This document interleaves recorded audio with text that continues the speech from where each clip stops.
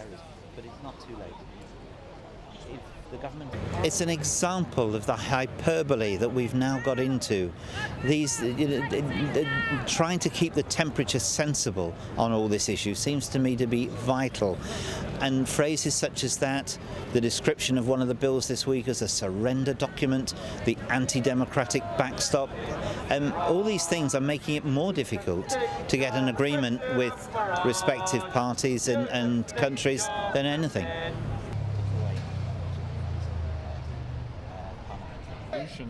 However you want to call them. And I'm wondering, looking back...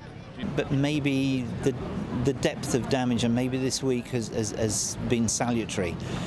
The government is being run like a campaign because it's taken into it the people who ran the referendum campaign.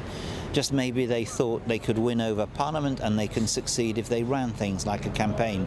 You can't. It's a misjudgment. And maybe the experience of doing this, which you couldn't get until you had Boris Johnson as Prime Minister, until you did this, maybe it's convinced them that actually the stumbling blocks weren't Theresa May. It wasn't a Remainer Prime Minister. It wasn't people like me. Maybe there were fundamentals that were wrong that now only they can deal with, but they'll have to change some strategy to do it. I don't think we can put it back in the bottom. I think the best thing for United we were. These arguments will never end. It will go on. And I think the circumstances of what's happening on election day will be important. If we've left the European Union, if we've left it with an agreement, I think the government's chances are very good. If we've left without an agreement, I think it will be much more difficult because there'll be obvious disruption.